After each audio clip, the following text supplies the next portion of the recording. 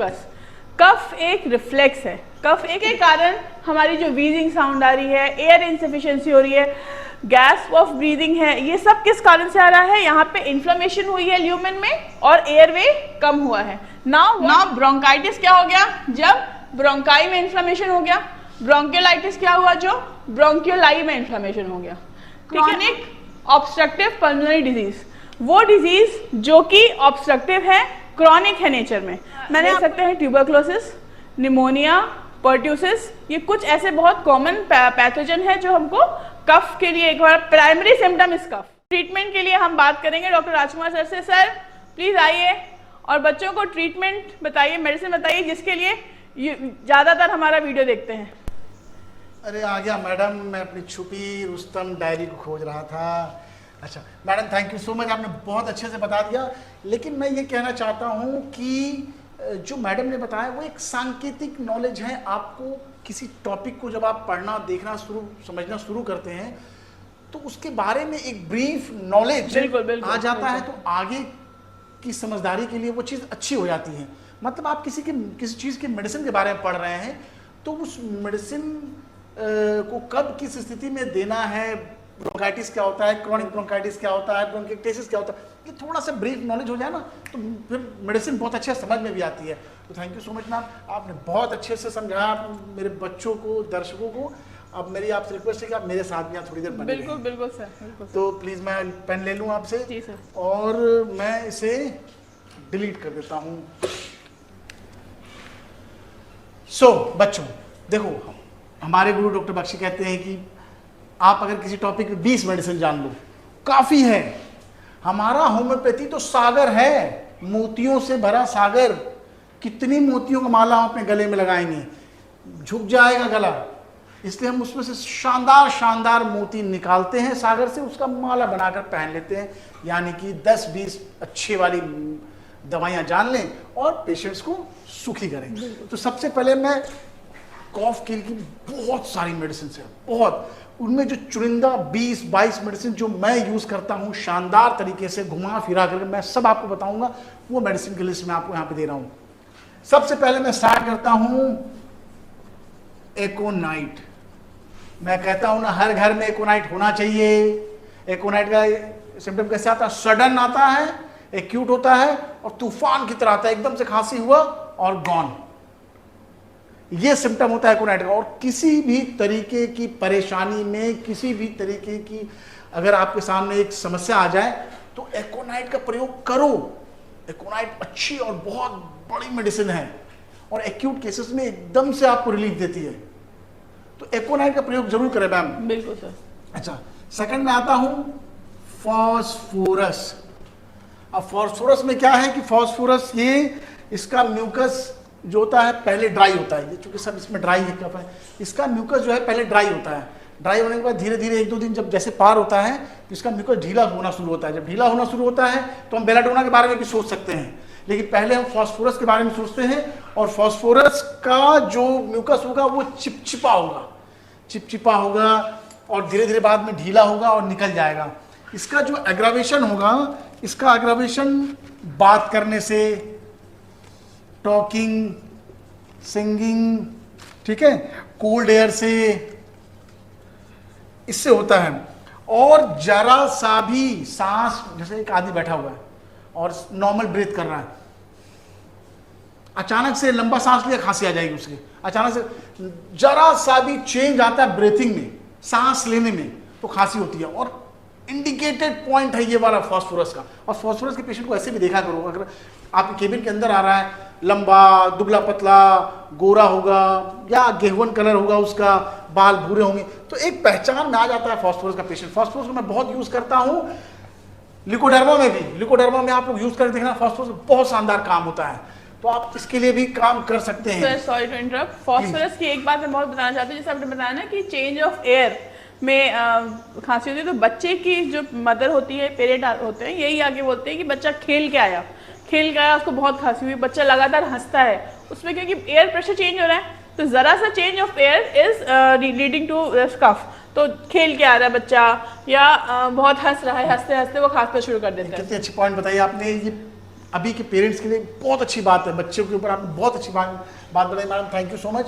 उसके बाद हम आगे बढ़ते हैं इग्नेशिया, और मैं ऐसे ऐसी मेडिसिन बता रहा हूँ कि जो जनरल होम्योपैथिक प्रैक्टिशनर यूज़ नहीं करते हैं यार, जनरल नहीं यूज़ करते, ब्रानिया दो, HS दो, ये दो, रूमेक्स दो, उस्मानिया दो, मैं वो मेडिसिन टच कर रहा हूँ जो जनरल लोग नहीं टच करते हैं। बाकी थोड़ी सब जानकारी तो आपके पास है ही है, कुछ ये सब भी जान लो, सोने पे सुहागा। इग्नेशिया में मैम क्या होता है, मोस्ट इंपॉर्टेंट होता है, इसमें होता है नर्वस कफ। नर्वस कफ, ठीक है। नर्वसनेस क्या होता है, किसी सिचुएशन के आगे आके कोई पेशेंट नर्वस हो गया या कोई हादसा हो गया, किसी भी तरह की ऐसी कोई बात हो गई, नर्वसनेस होने के बाद उसको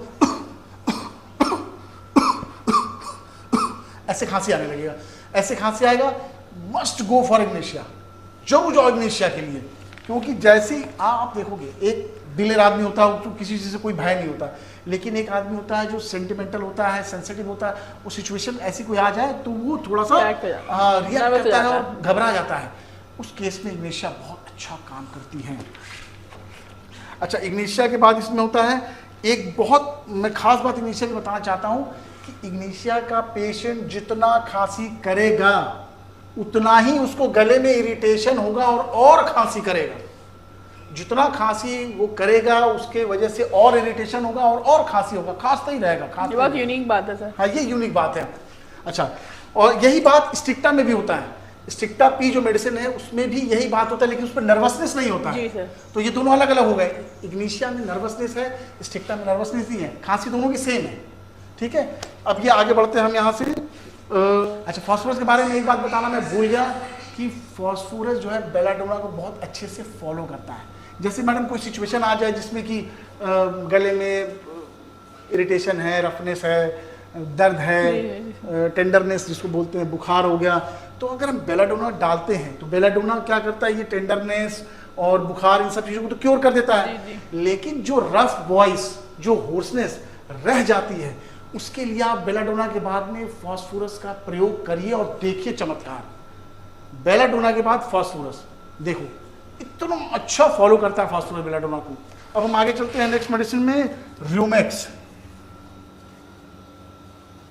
अच्छा, र्यूमेक्स का मेडिसिन मैम, पेशेंट बोलता है मुझे यहाँ पे इरिटेशन हो रहा है, यहाँ पे कुछ हो रहा है, सुरसुरी हो रही है, ये जो गड्ढा है यहाँ पे, गले के नीचे सबके गड्ढे होते हैं, यहाँ पेशेंट उंगली रख के बताता है। अच्छा, र्यूमेक्स का साउंड कैसा होगा, जब आप चेस्ट पे स्टेथो लगाएंगे मैम, तो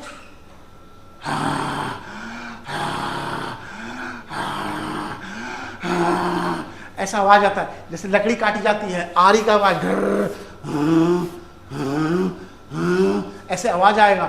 ये चीज मार्ग है र्यूमेक्स का, इरिटेशन गले में बताएगा, वो उंगली रख के बताएगा यहाँ पे ऐसे करके। अच्छा, इसको क्या बोलते हैं, इसको थ्रोट पीट बोलते हैं, ध्यान रखना इस चीज का। तो र्यूमेक्स हो गया। अच्छा, र्यूमेक्स को क्या होता है कि लकड़ी काटने जैसा आवाज मैंने बता दिया, और इस पेशेंट को अपना सर हमेशा ढक के रखना पड़ता है। गर्म हवा लेना चाहता है क्योंकि उसको सांस में परेशानी हो रही है, वो अपने खांसी को आराम देना चाहता है, इसलिए वो सर ढकता है। और यही चीज साइलिशिया में भी है। Silicea, Kejriwal, mister Kejriwal, chief minister of Delhi, वो हमेशा अपना सर ढक के रखते हैं। उनके लिए आइडियल मेडिसिन है साइलिशिया। कभी मुलाकात हुई तो मैं जरूर दूंगा साइलिशिया और र्यूमेक्स। मार्क्ड है ये सब चीजें, बर्दाश्त नहीं होगा पंखा, ये सब ठंडा हवा, पंखाओं का ये सब बर्दाश्त नहीं होगा। देखो कैसे चमत्कार होता है। अच्छा, र्यूमेक्स में मैंने बता दिया आपको, इसमें एग्रावेशन में लंबा सांस, अगर आपने लंबा सांस खींचेंगे खांसी होगी। क्यों खांसी होगी, जितना सांस जाएगा उतना इरिटेशन होगा, जितना सांस जाएगा उतना इरिटेशन होगा, और कंजेशन तो है ही है, सफोकेटिव तो है ही है, तो खांसी होनी होना है। उसके बाद में हम आगे बढ़ते हैं हम ब्रायोनिया में। अच्छा, साइलिशिया में भी है ये मेडिसिन जो मैंने फर्स्ट में बताया था, खांसने में, हंसने में, बोलने में, सिंगिंग में खांसी होती है। ब्रायोनिया, ड्राई कफ, सूखी खांसी, और पेशेंट का गला बहुत ज़्यादा सूखता है, बहुत पानी मांगता है, ज़्यादा मात्रा में पानी पीता है, ये सब किताब में लिखा हुआ है। बहुत जोर जोर से खांसी होती है उसको, और ये छाती पकड़ लेता है इस तरीके से। क्यों पकड़ लेता है? क्योंकि उसकी छाती में दर्द होता है। दर्द क्यों होता है? क्योंकि ब्राइनिया का सिम्टम है कि मूवमेंट से सिम्टम अग्रावेट करता है, मूवमेंट से सिम्टम अग्रावेट करता है, दर्द होता है, इसलिए वो अपनी छाती को पकड़ के रखता है। और उसको सिर्फ, अच्छा किताब में एक बात लिखी हुई है, मैंने और एक जगह कहीं पढ़ी थी कि सिर्फ छाती में ही दर्द नहीं होता है मैम, उसके और भी डिस्टेंट पार्ट में भी दर्द होता है, क्योंकि पूरी बॉडी मूव करती है खांसी से, काफी जोर वॉलेंट खांसी होती है, मूव करता है तो शरीर में भी दर्द होता है। तो वो एक जगह बैठे रहना चाहता है, एक जगह बैठता है, छाती पकड़ के रहता है, तो ये ब्राइनिया हो गया मैम। नेक्स्ट मेडिसिन है स्पॉन्जिया। स्पॉन्जिया बहुत जबरदस्त मेडिसिन है खांसी की, खासतौर पे वहां जहां सांस लेने में परेशानी हो रही है।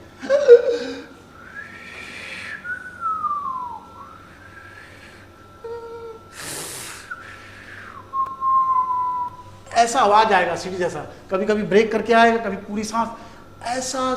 आप जब उसको स्टेथो लगाएंगे तो आएगा मैडम, आंख बंद करके स्पॉन्जिया दीजिए, साथ में ट्यूबरकुलाइनम का भी प्रयोग करिए।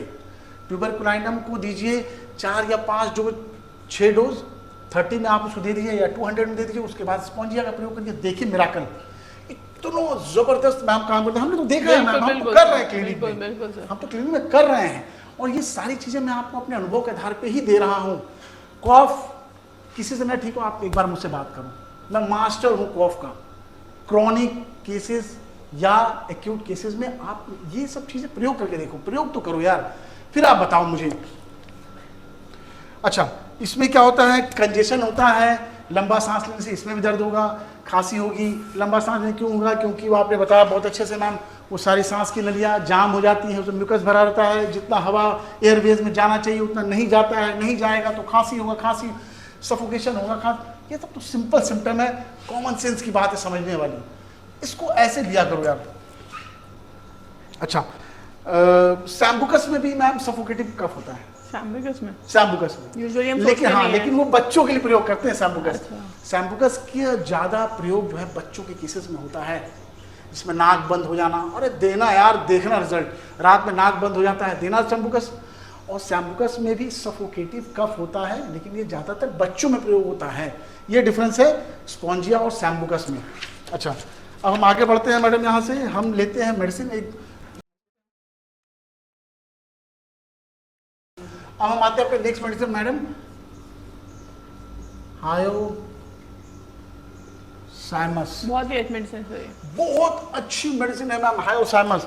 हायोसाइमस में क्या होता है? इसमें ड्राई नर्वस कफ होगा, ड्राई नर्वस कफ होगा, और ड्राई नर्वस कफ इसमें होगा। पेशेंट को ज्यादातर खांसी या एग्रावेशन रात में होता है, जैसे ही पेशेंट सोया उसको खांसी शुरू हो गई और वो उठ के बैठ जाता है, और जैसे ही उठ के बैठता है उसे एकदम आराम हो जाता है, फर्स्ट क्लास, कोई टेंशन ही नहीं उसे, ठीक है। और फिर वो सोया, फिर खांसी, फिर उठ के बैठ गया, तो ये इसका खास सिम्टम है। और बेलाडोना में भी मैम ऐसे ही खांसी होता है, वॉलेंट खांसी होता है बेलाडोना में, और बेलाडोना में भी मजबूर कर देता है बेलाडोना का जो पेशेंट होता है खांसी से कि वो उठ के बैठ जाए, लेकिन बैठने से बेलाडोना में आराम नहीं होता है और हायोसाइमस में आराम होता है। ये है कंपैरिजन। सर हायोसाइमस की बात बताऊं मैं एक बार, कि ये जो हमारा यूविला होता है ना, हम जो लेटते हैं, ये जो एब्रेविएशन मोडालिटी बताई गई, ये इसलिए होता है क्योंकि जो यूविला है, हम जैसे लेटे तो हमारे थ्रोट को टच किया, वो उसको इरिटेट किया, तो वो खांसी इंड्यूस हो गई। जैसे हम बैठे, यूविला नॉर्मल हो गया, तो ये खांसी ठीक हो गई। क्या बात मैडम, बहुत जबरदस्त। ये होती छोटी छोटी चीजें और समझने वाली बात। आप जब चीजों को समझने, बॉडी तो मशीन है यार, बॉडी को जब आप अच्छे समझने लोगे, कौन सा नट बोल्ट ढीला है, कौन सा टाइट करना है, बात खत्म हो गई। बहुत लॉजिकल है सर ये और देखिए, हमारा होम्योपैथी तो सागर है, इतने सारे मोती भरे पड़े हैं, और उनके पास क्या है? 4, 5, 6 एंटीबायोटिक, एंटी एलर्जी, वही है भैया उनके पास में। हमारे पास में तो सागर है, मोतियों से भरा हुआ सागर, खजाना है हमारे पास। ये देखो खजाना।